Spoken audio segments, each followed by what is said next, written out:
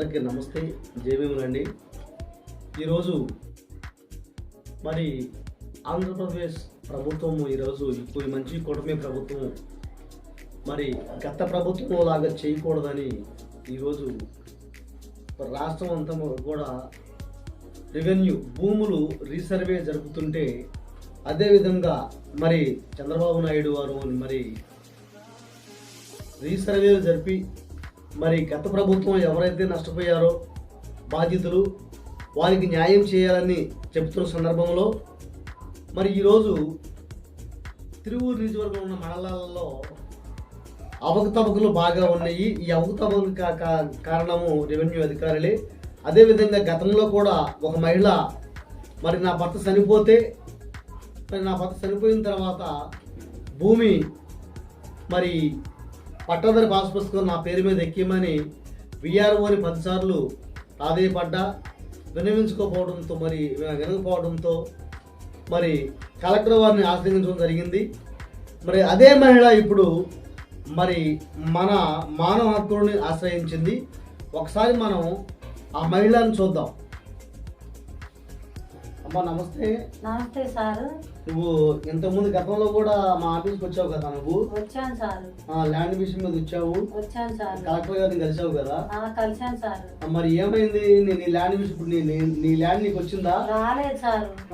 రాలేదు. కలెక్టర్ గారి దగ్గర పోయినప్పుడు ఎంఆర్ఓ ఆఫీసులో నీ పని అవుతామా అని చెప్పారు సార్.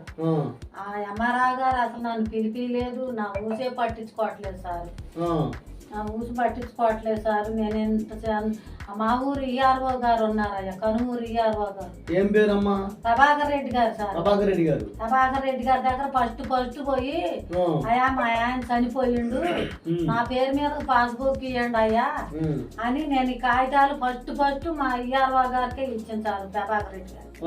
ప్రభాకర్ రెడ్డి గారికి ఇస్తే నేను ఎంఆర్ఓ గారిని కనుక్కుంటలేమని ఆ పాస్బుక్ తీసుకొని ఎంఆర్ఓ గారు ఆఫీసులో పోయారు. అసలు అప్పటి నుంచి ఆ ఈఆర్ఓ గారు నన్ను పట్టించుకోవటమే లేదు అయ్యా, అసలు ఏం పట్టించుకోవట్లేదు అయ్యా. నేనే ఎక్కడ తిరిగి ఒకసారి మళ్ళీ తిరుపూరు కలెక్టర్ గారు వచ్చారు, అక్కడ కూడా వెళ్ళింది సారు.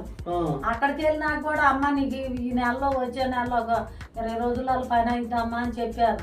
అసలు ఏమీ లేదు సారు, ఏమీ లేదు అని అడగటానికి నేను ఎంఆర్ఓ గారు ఆఫీస్కి వెళ్ళా. మళ్ళీ మొన్న వెళ్తే ఏమన్నారు, ఒక కాగితం ఇచ్చారయ్యా, ఇదిగో ఆ కాగితం చూడండి. ఇది కాగితం, ఆ కాగితం ఇచ్చారయ్యా. ఓకే.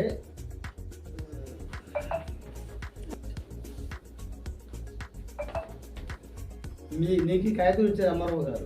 అవును సార్, కాగితం ఇచ్చారు. మరి ఏం సమాధానం ఏమీ చెప్పలే. మరి కాగితం ఇచ్చారు, వెళ్ళమ్మా అన్నారు.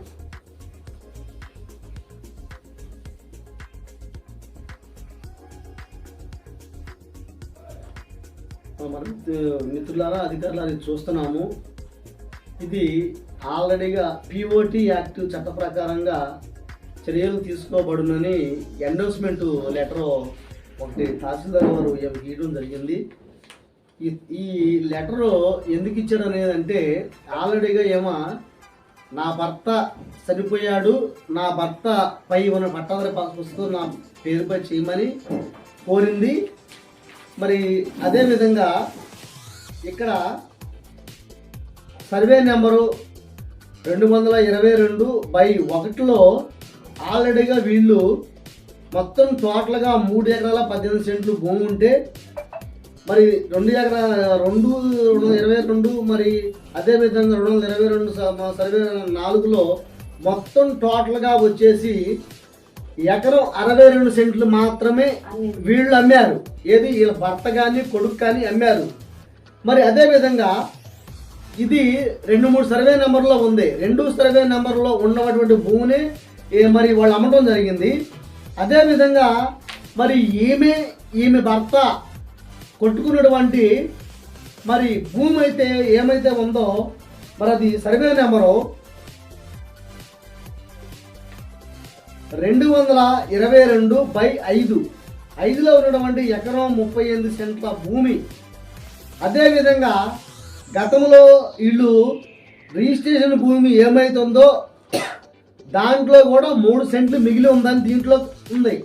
మొత్తం టోటల్గా 2 ఎకరాల 22 మరి అదే టోటల్గా ఈ సర్వే నెంబరు 222/5లోని ఎకరం 38 సెంట్లు ప్లస్ 3 సెంట్లు కలిపి మరి ఇంకో దాంట్లో ఉంటే ఇక్కడ ఆల్రెడీగా చూడండి డ్రామా, ఇది డ్రామా అన్నమాట. మరి ఇంత గతంలో అమ్మారు, గతంలో అమ్మిన తర్వాత 2005 రిజిస్ట్రేషన్ చేసిన మాట వాస్తవం.